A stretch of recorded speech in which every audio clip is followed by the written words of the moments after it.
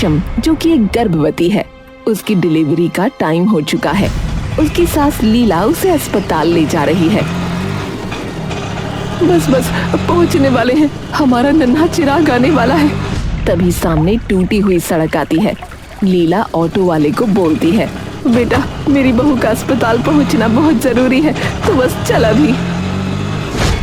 माँ जी, पर कच्ची सड़क है, आगे कुछ भी हो सकता है। जो होगा देख लेंगे। ऑटो चलना शुरू होता है। उसके सामने पानी भरा हुआ है। हवा एकदम से सहम जाती है। ऑटो का सीधा पहिया धीरे से एक जगह धंसता है। ऑटो हल्का सा टेढ़ा होता है और ऑटो वाला रेस तेज देता है, लेकिन ऑटो धंसता ही चला जाता है और देखते ही देखते राइट साइड में पलट जाता है। लीला चिल्लाती है, रेशमा! उसकी आवाज एक गूंज में रह जाती है। कुछ सालों बाद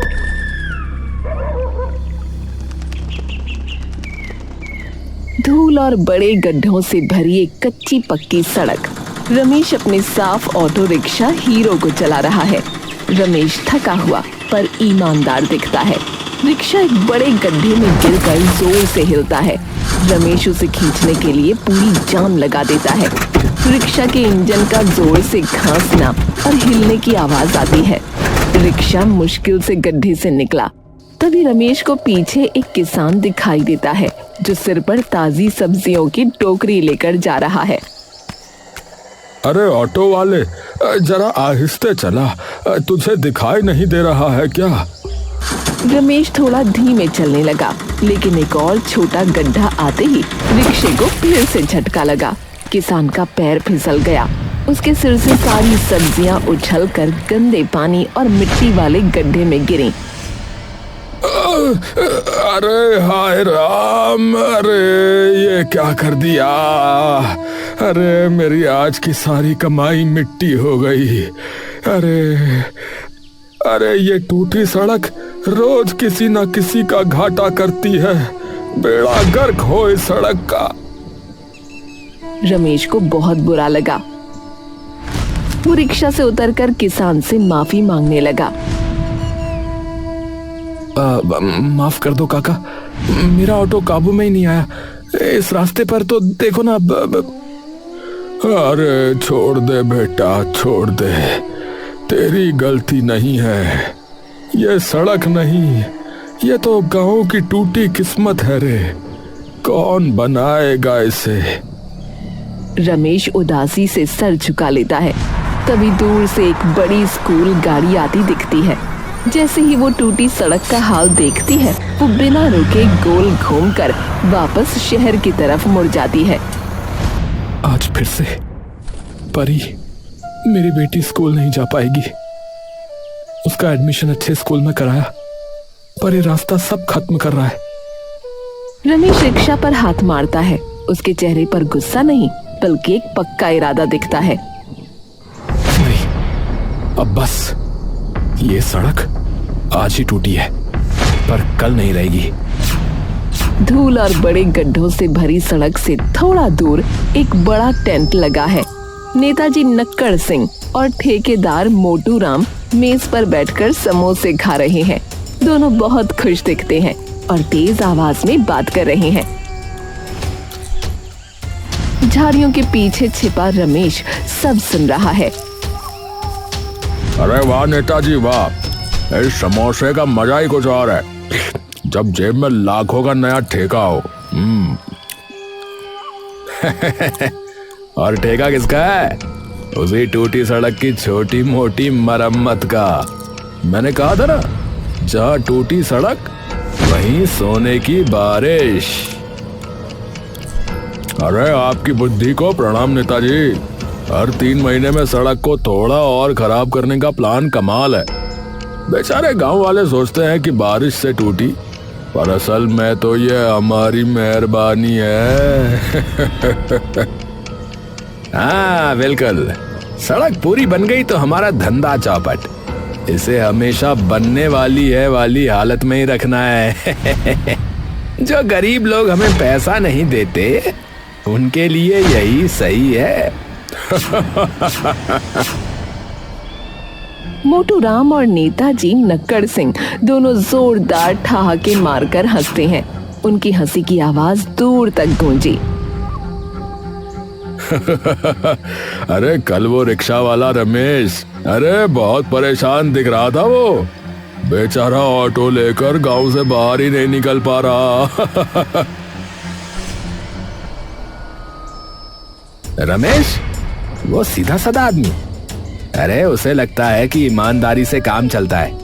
उसे पता नहीं कि इस दुनिया में पैसा और पावर चाहिए।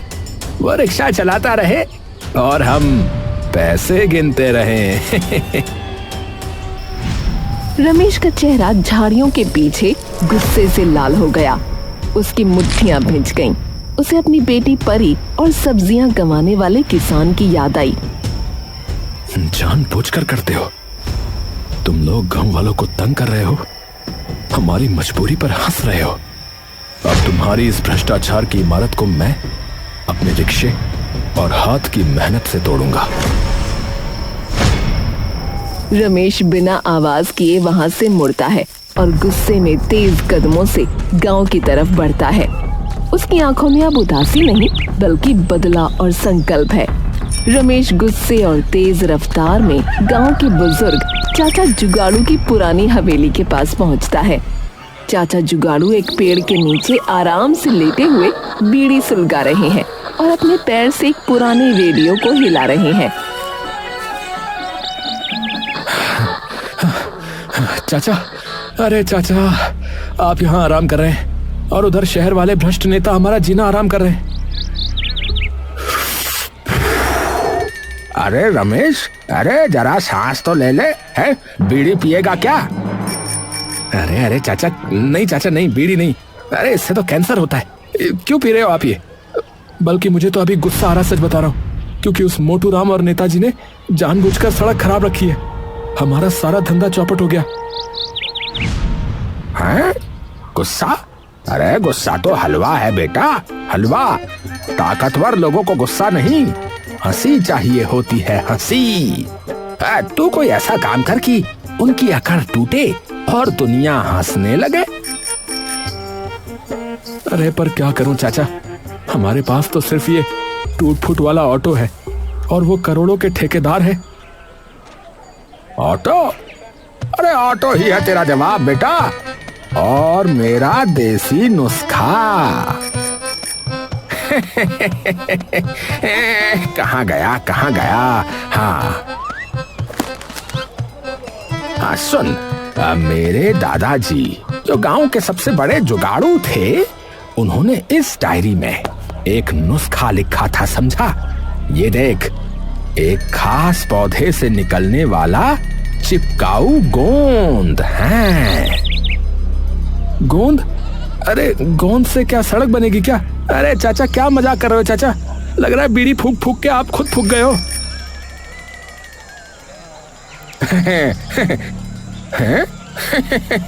अरे बेवकूफ, अरे ये साधारण गोंद नहीं है रे।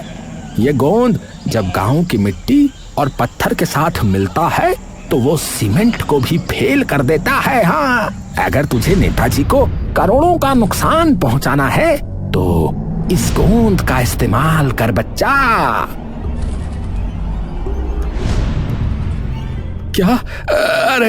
अरे बस चाचा, बस मिल गया। अब मैं अपना रिक्शा और ये गोंद इस्तेमाल करूंगा। मैं ही इस टूटे रास्ते का पहला हीरो बनूंगा, देखना। लेकिन याद रख रमेश, इस गोंद में चिपक है, इससे सड़क नहीं टूटेगी, पर गांव वालों को भी साथ चिपकाना होगा, तभी काम बनेगा, समझा बेटा? रमेश खुशी से चाचा जुगाड़ू के पैर छूता है और तुरंत अपनी रिक्शा हीरो की तरफ भागता है। उसका चेहरा अब आत्मविश्वास से भरा है। रमेश अपने ऑटो रिक्शा हीरो के सामने खड़ा है। गांव के लगभग 10-12 लोग उसके आसपास हैं, जिनमें किसान, कुछ बूढ़ी औरतें और जवान लड़के हैं। लोग चुपचाप और दुविधा में हैं। गांव वालों, मैंने अपनी आंखों से देखा है, नेताजी और मोटू राम जानबूझकर हमें तंग कर रहे हैं। यह सड़क टूटी नहीं है, इसे तोड़ा गया है। तेरी बात सही है रमेश, पर हम गरीब लोग ठेकेदार से क्या ही लड़ेंगे बता। उसका तो बड़ा टरक आएगा, हमारी बनाई चीज 1 मिनट में तोड़ देगा बेटा। अरे ये देखो, ये मेरी बेटी परी है। ये हर रोज मुड़ जाने वाली स्कूल गाड़ी को देखती है। क्या हम अपनी अगली पीढ़ी को यही टूटी हुई किस्मत देंगे? बोलो। गांव वाले उदास हो गए। रमेश तुरंत माहौल बदलता है और चाचा जुगाड़ू की गोंद की बात बताता है। लेकिन अब हमारे पास उसका जवाब है। यह है चमत्कारी चिपकाऊ गोंद। चाचा जुगाड़ू ने कहा है कि यह गोंद मिट्टी और पत्थरों को सीमेंट से भी मजबूत बना देगा। हमें बस एक साथ काम करना है। तो ठीक है रमेश भैया, हम तुम्हारे साथ हैं। कब से सोच रहे थे कि इस भ्रष्ट सिस्टम को सबक सिखाएंगे। जा बेटा रमेश, भगवान तेरा भला करे। इस नेक काम में हम अपनी जान लगा देंगे। देखते ही देखते गांव के सभी लोग काम में लग गए। औरतें और बच्चे पास के खेत से मिट्टी और छोटे पत्थर इकट्ठा करने लगे। आदमी बड़े पत्थरों को तोड़ने लगे। रमेश का रिक्शा अब ट्रैक्टर बन गया। रमेश रिक्शा हीरो के पीछे एक बड़ा लकड़ी का तख्ता बांधता है। तैयार हो जाओ, अब हमारा हीरो चलेगा और ये सड़क सीधा दिल से दिल को जोड़ेगी। रमेश तेज रफ्तार में उस गोंद, मिट्टी और पत्थरों के मिश्रण को सड़क पर फैलाता है और रिक्शा की मदद से उसे समतल करता है। हाँ? अरे ये गांव वाले तो सच में सड़क बना रहे हैं और वो रिक्शा वाला वो तो ट्रैक्टर बन गया। अरे तो गड़बड़ हो गई, मुझे नेताजी को बताना होगा। सुबह होते ही सड़क का एक बड़ा हिस्सा एकदम चिकना और ठोस हो गया। सूरज की पहली किरणें नई सड़क पर चमकी। गांव वाले थकान के बावजूद जीत की खुशी से एक दूसरे को देखने लगे। अरे वाह रे रमेश वाह, अरे तू तो सचमुच जो है टूटे रास्ते का हीरो निकला भाई। अरे हमारी किस्मत बदल गई। गांव की नई सड़क ये सुबह की धूप में एकदम चिकनी और मजबूत दिख रही थी। बच्चे, जिनमें परी भी है, उस पर भाग रहे हैं और हंस रहे हैं। किसान अपनी सब्जियों की टोकरी रिक्शा पर रखकर शहर जा रहा है। गांव में खुशी का माहौल है। पापा देखो, मेरी स्कूल गाड़ी वापस नहीं मुड़ी। आज मैं स्कूल जाऊंगी। रमेश ने अपनी बेटी को गले लगाया। उसने गर्व से नई सड़क को देखा। अरे तेरा बहुत बहुत धन्यवाद रमेश, इस सड़क ने सचमुच हमारी किस्मत बदल दी। अब मेरी सब्जी ताजी शहर पहुंचेगी। हाँ। गांव वाले खुशी से ताली बजाते हैं और रिक्शा हीरो की जय जयकार करते हैं। पास के टेंट में नेताजी नक्कड़ सिंह और ठेकेदार मोटू राम अपने मुंशी से बात करने लगे। दोनों के चेहरे पर गुस्सा और निराशा थी। अरे मालिक, वो रिक्शा वाला रमेश, अरे उसने सच में सड़क बना दी। और वो गोंद, वो तो ईंट पत्थर से भी मजबूत है मालिक। क्या? कौन से सड़क? मेरी आंखों के सामने मेरी सोने की खान बंद हो गई। ये रमेश, इसे तो मैं कच्चा चबा जाऊंगा। हमारी इज्जत का क्या होगा? अब शहर में लोग क्या कहेंगे? ठेकेदार मोटू राम एक रिक्शे वाले से हार गया। नहीं, मैं ऐसा नहीं होने दूंगा। नेताजी नक्कड़ सिंह अपने सोने की चेन को कसकर पकड़ने लगे। तभी उनके दिमाग में एक खतरनाक आइडिया आया। शांत मोटू राम, शांत। ये रमेश की जीत नहीं है, ये गांव वालों का पागलपन है। हमें उनके गुरूर को तोड़ना होगा। पर कैसे नेताजी, कैसे? वो गोंद तो टूट नहीं रहा। डंपर मोटू राम, डंपर। अपना सबसे भारी 20 टन का डंपर ला। हम दिखाएंगे कि असली ताकत क्या होती है। ये छोटी मोटी सड़क नहीं टूटेगी, पर जब हमारा डंपर इस पर चलेगा तो पूरी सड़क ही उखड़ जाएगी। हाँ, डंपर। मैं अभी जाता हूँ और अपने आदमियों को लेकर आता हूँ। इस बार रमेश का रिक्शा और उसका गोंद दोनों मिट्टी में मिल जाएंगे।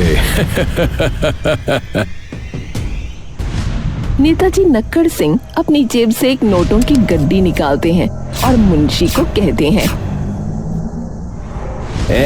जा गांव में खबर फैला दे कि आज मोटू राम की मशीनें नई सड़क पर चलेंगी। गांव वाले डर कर अपने घर में घुस जाएंगे।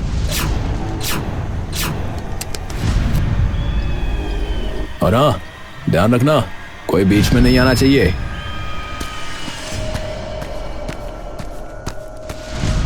नेताजी और मोटू राम ने एक दूसरे को देखकर शैतानी मुस्कान दी। दोपहर का समय, नई सड़क पर गांव वाले हंसी खुशी से बैठे हैं। बच्चे अभी अभी स्कूल से लौटे हैं और परी अपनी सहेलियों को बड़े स्कूल की बातें बता रही है। अचानक गांव का मुंशी हाँफता हुआ आया। उसका चेहरा डरा हुआ था। अरे रमेश, अरे रमेश, अरे रमेश, भाग जा, सब लोग भाग जाओ। अरे मोटू राम अपना सबसे बड़ा डंपर लेकर आ रहा है। वो कह रहा है कि वो सड़क को जड़ से उखाड़ देगा। अरे हे भगवान, मैंने कहा था ना, वो जरूर बदला लेगा। अरे अब क्या होगा रे रमेश? कोई कहीं नहीं जाएगा। हमने ये सड़क डर से नहीं, हिम्मत से बनाई है। ये हमारी मेहनत है। दूर से एक विशाल पीला डंपर तेज रफ्तार से आता दिख रहा था। उसके पीछे मोटू राम और नेताजी की बड़ी काली कार है। डंपर का जोरदार शोर पूरे गांव में गूंज रहा है। मोटू राम और नेताजी गाड़ी से बाहर निकले। उनके चेहरे पर जीत की शैतानी मुस्कान थी। ए गांव वालों, बाहर निकलो रे। मैं तुम्हें दिखाऊंगा कि असली सड़क कैसे टूटती है। ए रमेश, अपना ये मिट्टी का खिलौना लेकर साइड हो जा रे। रमेश अपने ऑटो रिक्शा हीरो को सड़क के बीचों बीच ले आया। गांव के सभी लोग, जिनमें चाचा जुगाड़ू भी शामिल हैं, रमेश के पीछे कतार बनकर खड़े हो गए। मोटू राम, हिम्मत है तो पहले इस हीरो पर डंपर चढ़ा। ये सड़क टूटने वाली नहीं, ये चिपकने वाली है।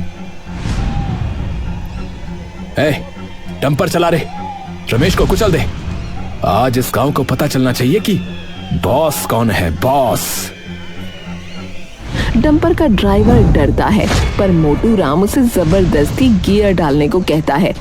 डंपर भयानक आवाज के साथ तेजी से रमेश और गांव की तरफ बढ़ता है। विशाल पीला डंपर जोरदार आवाज करते हुए रमेश और गांव वालों की तरफ बढ़ता है।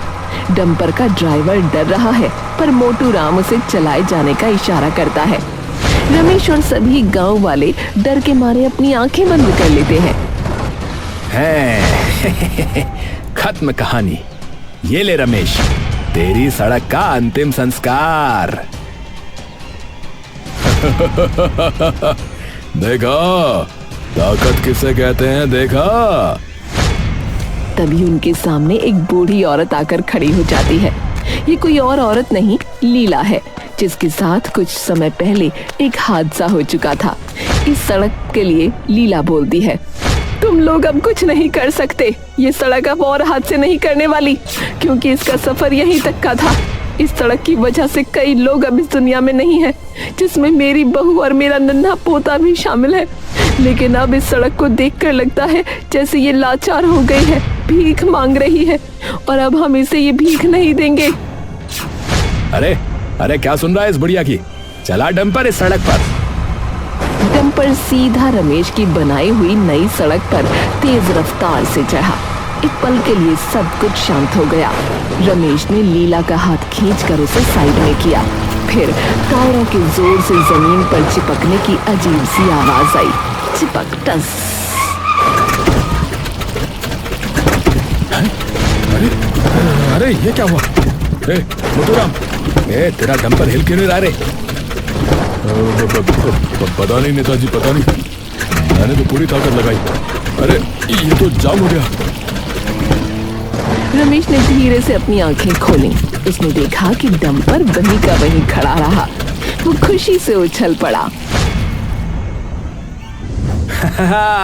मोटूराम और नेताजी, ये है चाचा जुगाड़ू के गोंद का कमाल। ये सड़क टूटती नहीं है, ये तो चिपक जाती है। तुम्हारा डंपर और तुम्हारा घमंड दोनों आज यहीं फंस गए रे। गांव वाले जो अभी तक डरे हुए थे, रमेश की बात सुनकर खुशी से चिल्लाने लगे। वो तालियां बजाने लगे और मोटू राम नेताजी को चारों तरफ से घेर लिया। मैंने कहा था ना रमेश, ताकतवर को हंसी चाहिए होती है। आज इनकी अकल ठिकाने आ गई। बड़ा नेताजी बनता फिरता था, और ये मोटू राम है बड़ा ठेकेदार बनता फिरता था। नेताजी और मोटू राम एक दूसरे को देखते हैं। उनका चेहरा शर्म और गुस्से से काला पड़ जाता है। मोटू राम और नेताजी नक्कड़ सिंह दोनों पूरी तरह फंस चुके हैं। गांव वाले उन्हें घेर कर खुशी से शोर मचा रहे हैं। अरे छोड़ो हमें, तुम सब नहीं जानते कि मैं क्या कर सकता हूँ। अरे ये रिक्शा वाला, इसने मेरा करोड़ों का डंपर बर्बाद कर दिया। बर्बाद नहीं किया मोटू राम, तुम्हारी बुरी नीयत को जाम कर दिया है। तभी दूर से पुलिस की गाड़ी के सायरन की आवाज आई। चाचा जुगाड़ू ने पहले ही किसी लड़के को शहर भेज दिया था। अरे कौन है ये सब, और ये डंपर भी सड़क पे कैसे फंसा रहे? इंस्पेक्टर साहब, ये जो बंदा खड़ा है खुद को नेताजी बोलता है हमारा, और ये मोटू राम है। ये जानबूझकर हमारी सड़क तोड़ रहे थे ताकि इन्हें बार बार ठेका मिलता रहे, हैं? और वो इस सड़क के पैसे से अपने न्यारे वारे करते रहे। हमारे पास इस बात का सबूत है इंस्पेक्टर साहब। गांव वाले एक साथ चिल्लाकर अपनी बात कहते हैं। पुलिस इंस्पेक्टर डंपर को ध्यान से देखता है और फिर नेताजी के चेहरे को देखता है। अरे कानून की नजर में सब बराबर हैं। अगर सबूत सही है तो सरकारी काम में रुकावट डालने और भ्रष्टाचार के आरोप में इन दोनों को गिरफ्तार किया जाता है भाई। पुलिस ने नेताजी और मोटू राम को पकड़कर हथकड़ी लगाई। मोटू राम का सर शर्म से झुक गया। नेताजी का घमंड चूर चूर हो गया। रमेश, मुझे छोड़ दे। देख सुन, इधर आ। मेरे पास एक योजना है। इधर आ, मैं तुझे बता रहा हूँ। मैं तुझे नया ऑटो दिलवाऊंगा, समझा तू? नेताजी, मुझे नया ऑटो नहीं चाहिए, बल्कि मुझे तुमसे कोई भी भीख नहीं चाहिए। मुझे बस टूटे रास्ते पर इंसाफ चाहिए था, जो आज मुझे मिल गया। लीला रमेश के पास आकर उसे आशीर्वाद देती है। अगले दिन सुबह का समय, नई सड़क अब और ज्यादा साफ और चमकीली है। रमेश ने अपनी बेटी परी को स्कूल की गाड़ी में बैठाया। स्कूल गाड़ी रमेश की बनाई हुई चिकनी सड़क से शहर की तरफ आसानी से चली गई। बाय पापा, शुक्रिया हीरो। जा मेरी गुड़िया। रमेश, चाचा जुगाड़ू और बाकी गांव वाले एक साथ खड़े हैं और मुस्कुरा रहे हैं। चाचा, सही कहा था आपने। अकेले लड़ता तो हार जाता, पर गांव की एकता और मेहनत के आगे कोई भ्रष्ट ताकत नहीं टिक सकती। कैमरा नई चिकनी सड़क पर फोकस करता है। ये कहानी हमें सिखाती है कि अगर इरादा नेक हो और लोग एक साथ खड़े हो जाएं, तो कोई भी आदमी अपने छोटे से कदम से भ्रष्टाचार की सबसे मजबूत दीवार को भी गिराकर टूटे रास्ते का हीरो बन सकता है।